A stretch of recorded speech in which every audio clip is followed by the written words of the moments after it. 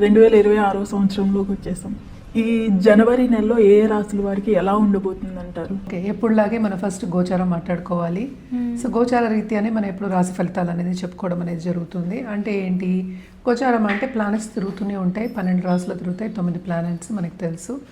So కొంతవరకు ఏంటంటే కొన్ని రాసుల వారికి బాగుంటుంది, కొన్ని రాసుల వారికి అంత బాగుండదు. సో జనరల్గా మాట్లాడుకోవాలి అంటే ఫస్ట్ మనం నేను ఎప్పుడైనా మాట్లాడే స్టార్టింగ్ ఏమో శని భగవాన్తో మొదలెడతాను. శని ప్రస్తుతం ఏంటంటే మీన రాశిలో ఉన్నారనమాట.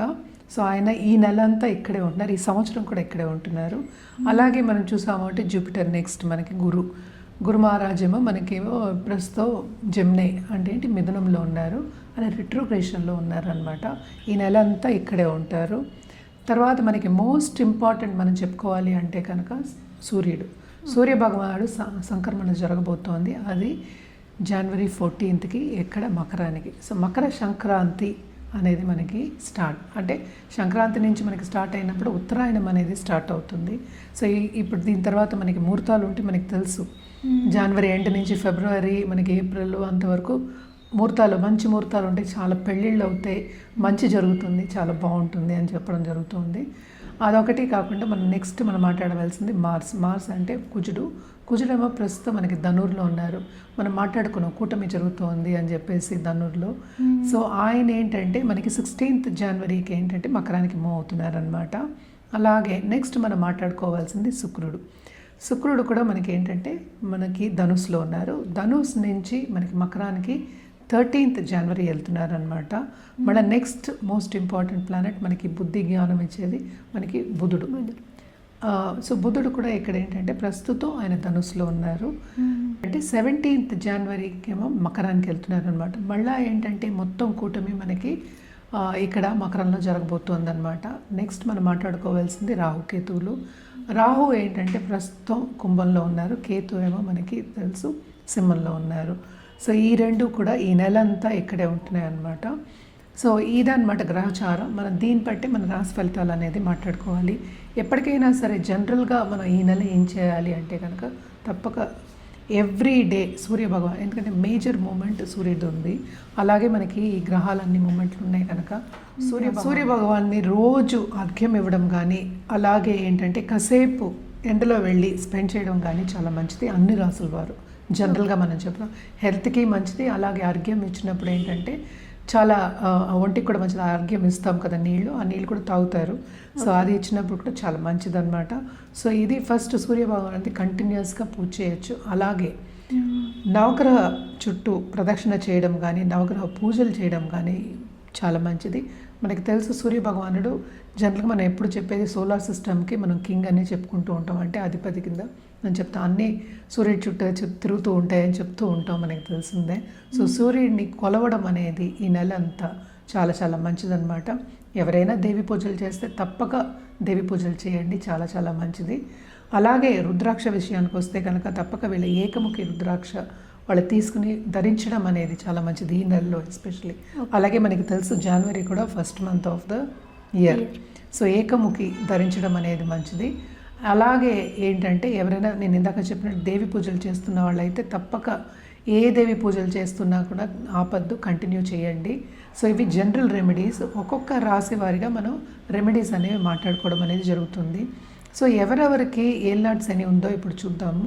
ఏల్నాటి శని ఉన్న వాళ్ళు ఏంటంటే మనకి మేషానికి, అలాగే మీనానికి, అలాగే కుంభానికి. సో కుంభానికి ఏంటంటే లాస్ట్ ఘట్టం, అంటే లాస్ట్ 2.5 years.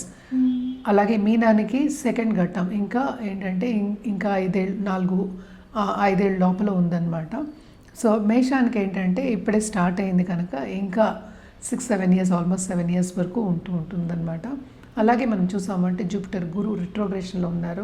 సో కొంతవరకు కొన్ని రాశుల వారికి ఇబ్బందిగా ఉంటుంది. అలాగే ఏ రాశి వాళ్ళకి బాగుంది అనేది చూద్దాం.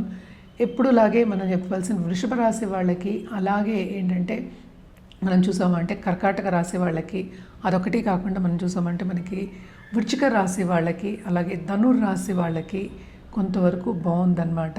అండ్ ఆల్సో మనం చూసామంటే ఇక్కడ మనకి కుంభరాశి కూడా యాడ్ చేసుకోవాలి. కుంభరాశి వాళ్ళకి కూడా చాలా బాగుంది, ఎందుకంటే జూపిటర్ చూపు ఉంది, రిట్రోగ్రేషన్ అయినప్పటికీ కొంతవరకు వీళ్ళకి కూడా ప్లస్ పాయింట్స్ అనేవి మనకు కనిపిస్తున్నాయి. అంటే ఏలినాడ్స్ని కూడా ఉంది.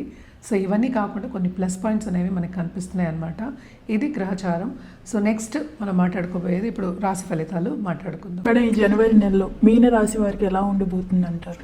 మీన రాశి వాళ్ళకి కూడా మిశ్రమ ఫలితాలే చెప్పుకోవాలి. ఎందుకంటే ఏలినాడ్స్ అని ప్రభావం అనేది ఉంది. అటు డిస్టర్బెన్స్ ఇన్ ఫ్యామిలీ లైఫ్ ఎక్కువ మనం చెప్పాలి అంటే డిస్టర్బెన్స్ ఇన్ ఫ్యామిలీ లైఫ్ ఎక్కువ చెప్పాలి. అలాగే శని కూడానే ఉన్నారు కనుక తప్పక ఏంటంటే ఏదో ఒక టెన్షన్ ఇవ్వడం అనేది జరుగుతూ ఉంటుందన్నమాట. సో ఫస్ట్ వీళ్ళకి చెప్పవలసింది ఏంటంటే హెల్త్ అనేది కాపాడుకుంటూ రావాలి. సో అటు మెంటల్ హెల్త్ అటు ఫిజికల్ హెల్త్ బాగుండాలి కనుక తప్పక హెల్త్ మీద కాన్సన్ట్రేట్ చేయండి. కాన్సన్ట్రేట్ చేసి ముందుకెళ్ళడం అనేది మంచిది. ఎవ్రీడే ఎందుకు చెప్తున్నానంటే ఎవ్రీడే డయట్ ఫాలో అవ్వడం కానీ లేకపోతే ఒక పద్ధతిగా ఉండడం కానీ రోజంతాను చాలా మంచిదన్నమాట. అదొకటి కాకుండాను వీళ్ళు చేసే పనులు శ్రమ అనేది చాలా అధికం కనిపిస్తోంది. అలాగే చాలామందికి ఉద్యోగం పోయి ఉన్న వాళ్ళకి కొంతవరకు నిరుద్యోగులు అని చెప్దాం, లేకపోతే ఉద్యోగం పోయి ఇంట్లో ఉన్న వాళ్ళకి అందాము కొత్త ఉద్యోగం వచ్చే అంటే జాబ్ ఆపర్చునిటీస్ వచ్చే ఛాన్సెస్ మనకి ఎక్కువ కనిపిస్తున్నాయి. ఎందుకంటే ఈ రాశికి అధిపతి 4th హౌస్లో ఉన్నారు, తర్వాత 5th హౌస్కి వెళ్తున్నారు. ఎగ్జాల్టేషన్ కంటే మనకి ఆఫ్టర్ 2 months అవుతోంది. బట్ స్టిల్ ఈ రాశికి అధిపతి 4thలో ఉన్నారు కానీ కొంతవరకు కంఫర్ట్ లెవెల్ అనేది పెరుగుతుందన్నమాట. సో తప్పక ఏంటంటే మిశ్రమ ఫలితాలు అనేది మనం చెప్పడం జరుగుతోంది. అలాగే కొత్తగా పెళ్ళైన వాళ్ళకి ఈ రాశిలో ఉన్న వాళ్ళు ఎస్పెషలీ దాంపత్య జీవితంలో అంత అనుకూల పరిస్థితి అండర్స్టాండింగ్ ఉందని మనం చెప్పలేము. కొంతవరకు పేషెంట్గా ఉండడం అనేది మంచిది. అందుకనే పర్సనల్ డెవలప్మెంట్ గురించి నేను ఇందాక చెప్పింది. అలాగే టూరిజం ఇండస్ట్రీలో ఉన్న వాళ్ళు కానీ ట్రావెలింగ్ ఇండస్ట్రీలో తప్పక వాళ్ళకి మాత్రం బాగుంటుంది. ఎస్పెషలీ ఏంటంటే మనకి ఏరోప్లేన్ మనం చెప్తుంటే ఎయిర్లైన్స్లో ఉన్న వాళ్ళందరికీ కొంతవరకు ప్రమోషన్ వచ్చే సూచనలు కానీ లేకపోతే జాబ్ పరంగా పైకి వెళ్ళే ఛాన్సెస్ కానీ లేకపోతే ఈ జాబ్ నుంచి ఇంకో జాబ్కి వెళ్ళి అంటే ఫర్ అ బెటర్మెంట్ వెళ్ళడం కానీ మనకి కనిపిస్తోందన్నమాట. తప్పక ఫైనాన్షియల్ ఇష్యూస్ అంటే కొంతవరకు వీళ్ళకి సాల్వ్ అయ్యే ఛాన్సెస్ ఈ నెలలో మనకి కనిపిస్తున్నాయి అన్నమాట. అలాగే నిరుద్యోగులు కూడా ఉద్యోగ అవకాశాలు అనేవి మనకు కనిపిస్తున్నాయి. ఏదైనప్పటికీ అటు కుటుంబ బాధ్యత కూడా ఎక్కువ అవుతుంది, అటు ఉద్యోగ బాధ్యత కూడా అంటే వర్క్ ప్రెషరు ఇంట్లో కూడా ప్రెషర్ ఉంటుందన్నమాట. సో ఎక్కువ ప్రెషర్కి గురవుతారు అని చెప్పడం అనేది జరుగుతుందన్నమాట. ఎందుకంటే శని ఏలినాడ్స్ అని ఉన్నప్పుడు అటు ఫైనాన్షియల్గా అటు కుటుంబ పరంగా అటు హెల్త్ రీత్యా కొంతవరకు ప్రాబ్లమ్స్ వచ్చే ఛాన్సెస్ ఉన్నాయి. సో తప్పక ఇంట్లో ఉన్న పెద్దవాళ్ళు ఎవరైనా ఉంటే కనుక హెల్త్ రీత్యా ఇబ్బంది పడి వాళ్ళ మీద ఖర్చు పెట్టడం అనేది జరుగుతుందన్నమాట. సో జాగ్రత్త పడడం ఏదైనా సరే ముందు జాగ్రత్తగా ఉండడం, ఏదైనా ప్రివెన్షన్ ఇస్ బెటర్ కదా. సో ప్రివెంటివ్ కేర్ తీసుకోవడం అనేది చాలా చాలా మంచిది. అండ్ ఆల్సో మనం చూసాము అంటే ఇప్పుడే పాస్ అవుట్ అయిన వాళ్ళకు కూడా తప్పక ఉద్యోగ రీత్యా వాళ్ళకి మంచి ఆపర్చునిటీస్ కానీ ఇంటర్వ్యూస్ కానీ వచ్చే ఛాన్సెస్ ఉన్నాయి. కానీ వాళ్ళు అనుకున్న దానికన్నా స్థాయి కన్నా కొంచెం తక్కువ వచ్చే ఛాన్సెస్ మనకి ఎక్కువ కనిపిస్తున్నాయి. అండ్ ఆల్సో మనం చూసాము అంటే ఈ రాశి 11th హౌస్లో మనకి మార్స్ అంటే సెకండ్లో 11thలో పడున్నారు. సో కొంతవరకు నేను ఇందాక చెప్పినట్టు ఫైనాన్షియల్ స్టెబిలిటీ అనేది కొంతవరకు బాగానే ఉంటుందని చెప్పాలన్నమాట. కెరియర్ పాత్లో విస్తరింపు కానీ ముందుకెళ్ళడం కానీ మనకి కనిపిస్తోంది. అలాగే బిజినెస్ పీపుల్ కూడాను శ్రమతో కూడిన పని, అలాగే అప్పు తీసుకోవాల్సిన అంటే లోన్స్ తీసుకుని ముందుకు సాగే ఒక మంత్ కింద మనం చెప్పుకోవాలి. ఏదైనప్పటికీ మిశ్రమ ఫలితాలు ఘోషిస్తున్నాయి మనకి మీనరాశి వాళ్ళకి. అండ్ ఆల్సో ఏదైనా సరే మనం ఇప్పటివరకు మాట్లాడుకుంటున్నాం 1 నెల వరకే మాట్లాడుకుంటున్నాం, ఇంకా ఫ్యూచర్ ఉంది కనుక సో తప్పక జాతక రీత్యా మనం ఎప్పటికైనా రెమెడియల్ మెషర్స్ చెప్పాము అంటే కనుక అది కరెక్ట్గా స్పెసిఫిక్గా ఉంటుంది. సో ఏదైనా సరే ఫస్ట్ స్టెప్ ఏంటంటే జాతకం పరిశీలించుకోవడం, దాన్ని బట్టి మనం రెమెడియల్ మెషర్స్ తీసుకోవడం. ఎందుకంటే వీళ్ళకి కనక పుష్యరాగం కూడా ఇవ్వచ్చు, అంటే మనకి జెమ్ స్టోన్ కూడా ఇవ్వచ్చు వీళ్ళకి. సో ఏదైనా సరే మనం జాతకం చూసి ప్రిస్క్రైబ్ చేయడం అనేది ఇంకా బెటర్గా ఉంటుందన్నమాట. కొంతవరకు ఈ నెల వీళ్ళకి మిశ్రమ ఫలితాలే అండ్ ఆల్సో ఎంజాయ్ చేసే ఒక మంత్ కింద మనం చెప్పుకోవాలి. వీళ్ళు ఎలాంటి పరిహారాలు చేస్తే బాగుంటుంది? తప్పక వీళ్ళు కూడా నవగ్రహాల చుట్టూ ప్రదక్షిణ చేయడం థర్స్డే తప్పక చేయండి. అదొకటే కాకుండా Hanuman Chalisa at least minimum 11 times చదువుకోవడం. ఎవ్రీడే నేను ఎప్పుడు నిత్యం చదువుకోమని చెప్తాను. సో ఎవ్రీ థర్స్డే అయినా అట్లీస్ట్ చదువుకోవడం అనేది మంచిదన్నమాట. అలాగే సింధూరం తిలకం పెట్టుకోండి. అండ్ ఫ్లాగ్ ఒకటి సింధూరం ఫ్లాగ్ పెట్టుకోవడం కూడా చాలా మంచిదన్నమాట. అలాగే ఎప్పటికైనా సరే గోవుకి పూజ చేయమని చెప్తూ ఉంటాం. సో గోవులోనే 9 planets ఉన్నాయి కనుక గోవుకి పూజ చేయడం, ఆహారం ఇవ్వడం ఇవన్నీ చేస్తే ఇంకా మంచిది. మనం రుద్రాక్ష విషయానికి వస్తే కనుక తప్పక వీళ్ళు పంచముఖి వేసుకోవడం, అలాగే ఏంటంటే షష్టముఖి వేసుకోవడం కూడా చాలా మంచిదన్నమాట.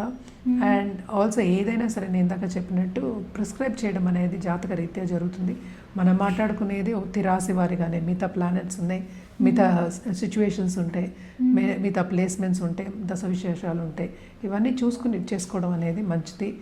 కలర్స్ విషయానికి వస్తే కనుక తప్పక వీళ్ళు డార్క్ బ్లూ కలర్ వాడచ్చు. దాంతోపాటు ఏంటంటే సిల్వర్ వాడడం అనేది చాలా చాలా మంచిది.